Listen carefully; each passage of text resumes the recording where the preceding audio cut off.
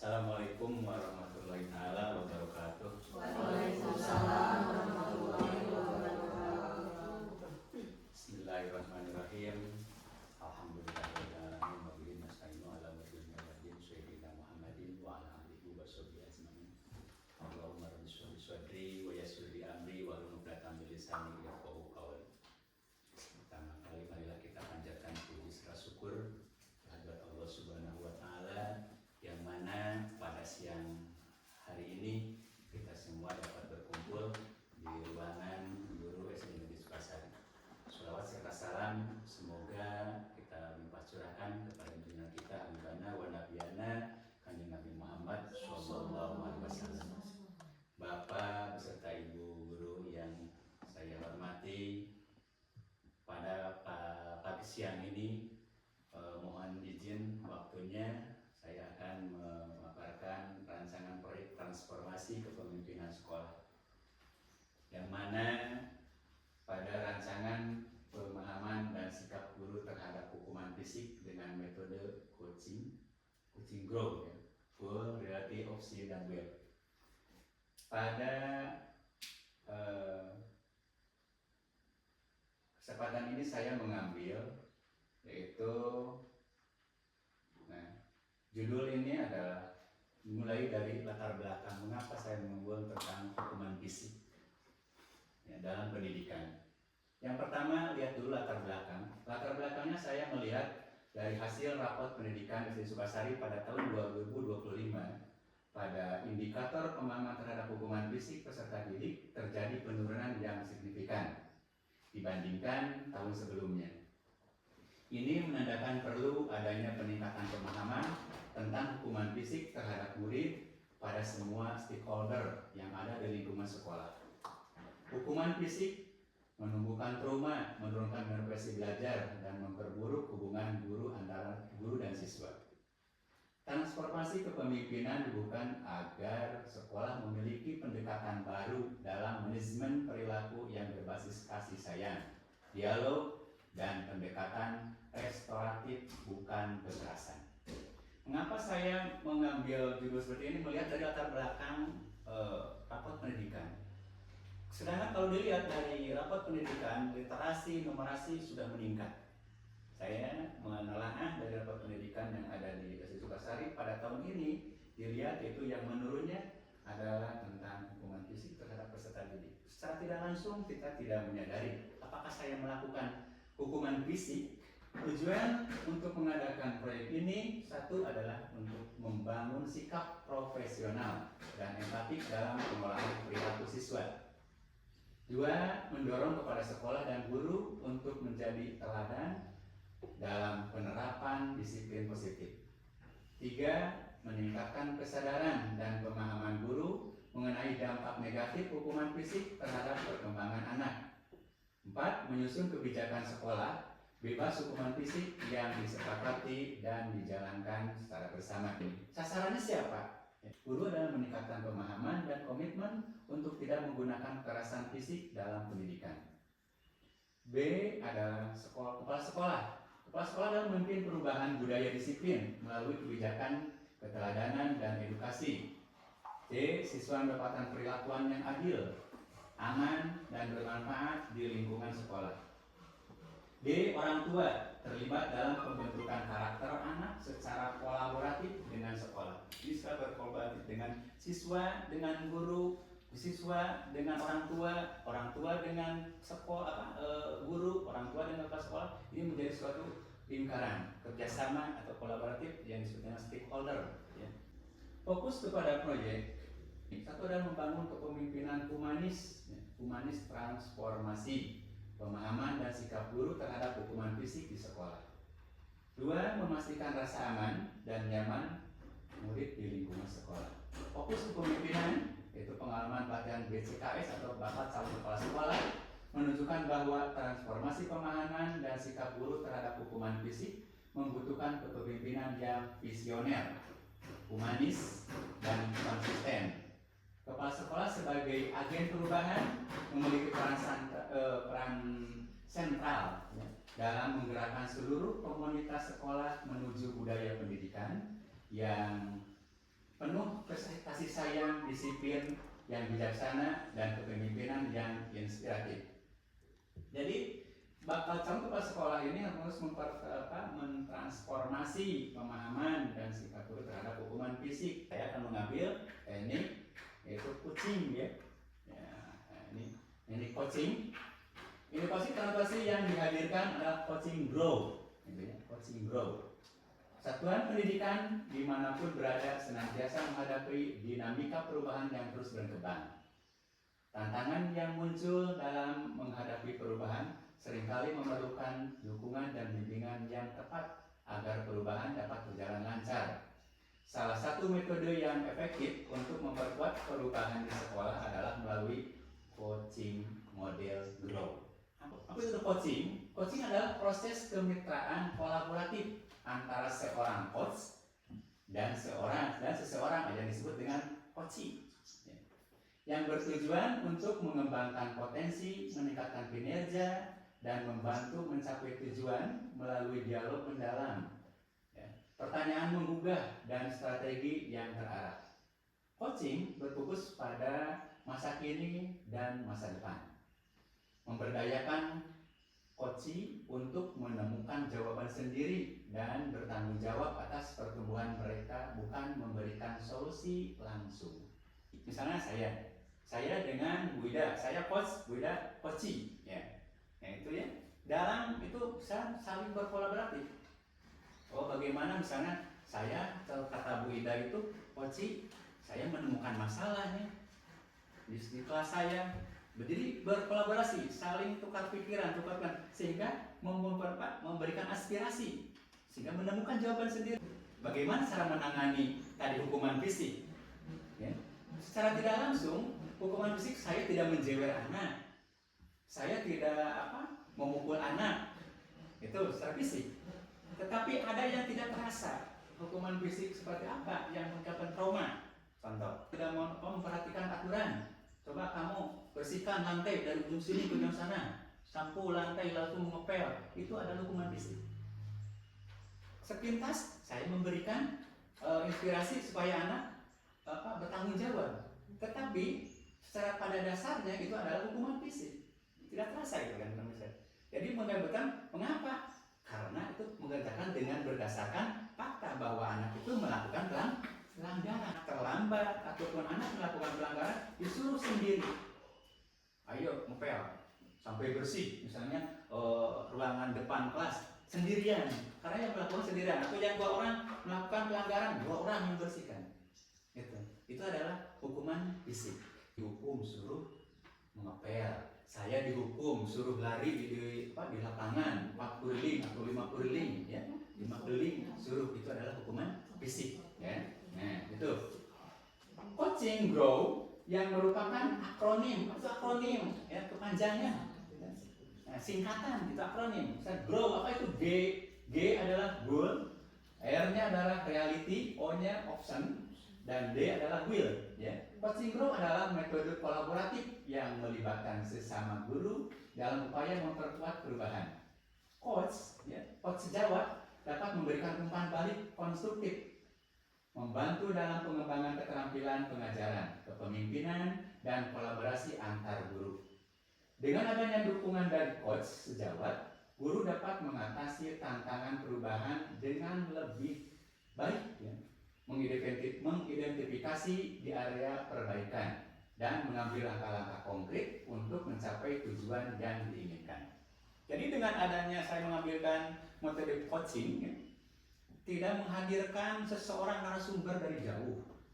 Ya. Di sini mungkin ada teman sejawat ataupun sebaya, ya, teman sebaya, teman dengan teman, misalnya guru kelas 1 ada 2 orang.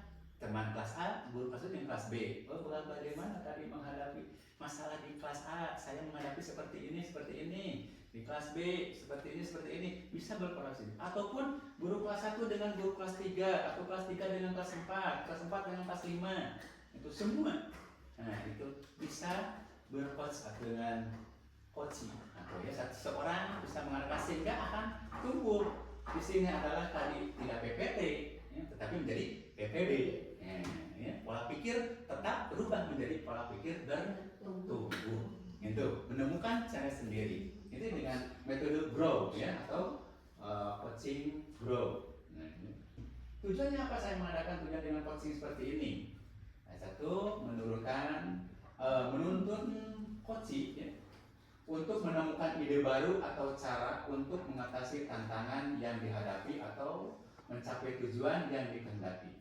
Jadi seorang coach dengan coaching, saya punya masalah, kata coaching itu berbicara.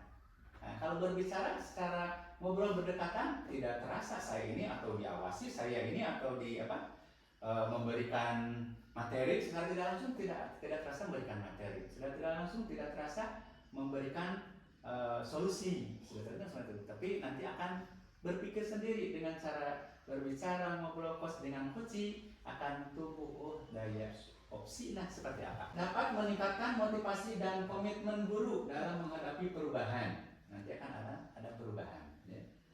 Dukungan dan bimbingan yang diberikan oleh coach, ya, coach sejawat dalam membantu guru dalam menghadapi dapat membantu guru dalam menghadapi hambatan dan tantangan yang mungkin muncul dalam proses perubahan.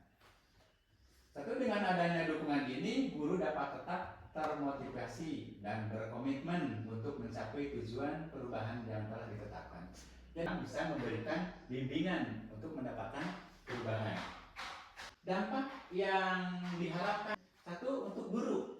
Guru adalah meningkatkan pemahaman dan komitmen untuk tidak menggunakan kekerasan fisik dalam mendidik. Kedua, untuk kepala sekolah.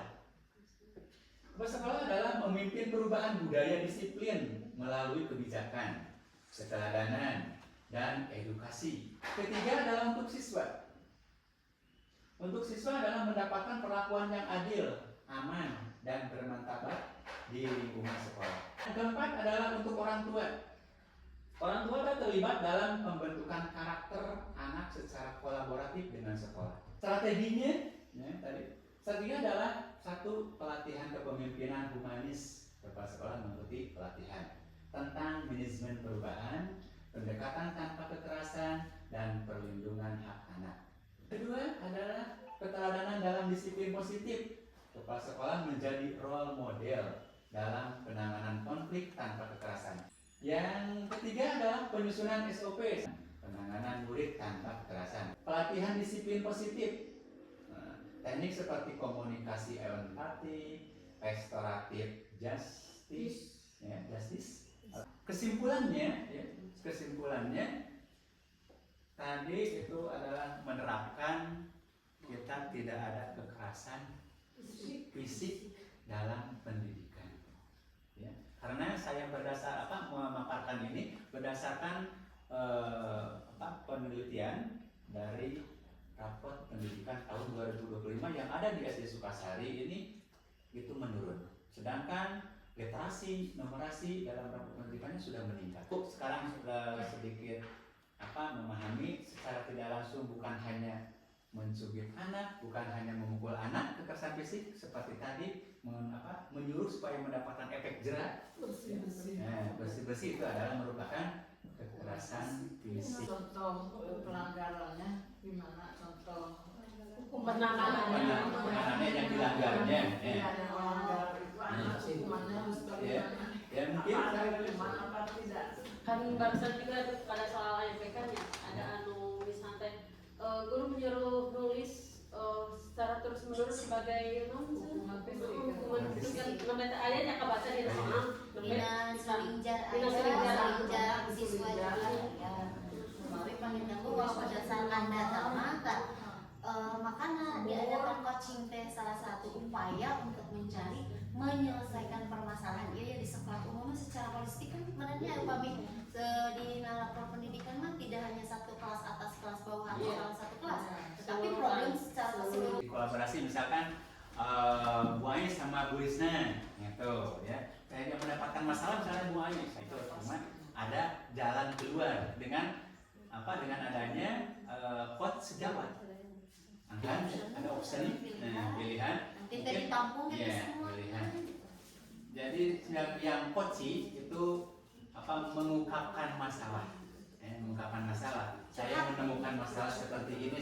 Masih jawab, tidak mau, silakan ungkapkan apa yang saya rasakan, gitu ya. Bagaimana terus semua yang ada dalam hati permasalahan diungkapkan oleh coach, didengarkan. Nah, nanti ada melakukan perubahan, tetapi kok saya sudah melakukan perubahan, anak ini belum berubah juga, gitu. Saya kan tadi udah dikasih saran dengan pembicaraan yang halus, yang bagaimana ya supaya tidak melakukan kekerasan, sudah bagaimana, tetapi tetap besoknya lagi melakukan kesalahan lagi. Nah, nanti ambil mungkin secara tadi dengan grow, ada bagaimana option yang harus bagaimana yang diambil. Coba mungkin kata coach, saya mempunyai ide seperti ini, kasih Ada trik. ya, kasih coba mungkin kalau dengan cara seperti ini bagaimana. Nah, jadi langkahnya seperti apa? Gitu, ya. Jadi akan ada kolaborasi ya, supaya menghasilkan tadi ramah anak dalam pembelajaran. Anak siswa di sekolah ini mendapatkan perlakuan yang adil, nyaman. Nah ini kan nanti kita ada coaching ini bisa mendatangkan solusi bagaimana supaya tidak dengan melakukan seperti tadi. Mungkin rubah langkahnya. Jadi alhamdulillah nanti kalau diadakan seperti ini muncul inspirasi baru, muncul ide-ide baru bagaimana saya menerapkan. Mungkin secara tidak langsung saya ini merasa benar melakukan seperti ini. Saya ini tidak merasa salah, betul ya saya melatih anak. Nah, itu kan. Tetapi kalau menurut tadi secara prosedural ini salah. Betul, ya, salah. Nah, makanya perlu diadakan PHT ataupun pengarahan. Ya, baik itu terutama mungkin ide dari yang mengadakan siapa ini, dari pihak guru memberikan pendapat atau memberikan saran kepada sekolah, nanti kepala sekolah mengadakan suatu perkumpulan.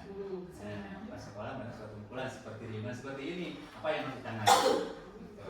Nah ini ya, saya mengambil langkah seperti ini, penjelasannya melihat berdasarkan bukti nyata yang ada di SD Sukasari ini yang menurun tentang hukuman fisik, gitu ya. Berarti ternyata setelah saya ungkapkan muncul ibu-ibu atau ya dari dirinya sendiri ada, saya melakukan kesalahan, tadi betul itu ya. Nah ini ya, alhamdulillah ya, ini diskusi pada siang ini dapat berjalan dengan lancar dan mungkin mudah-mudahan ini strategi keberlanjutan untuk di hari-hari yang akan datang ataupun di bulan yang akan datang. Ini kan tadi sudah ada programnya ya di sini.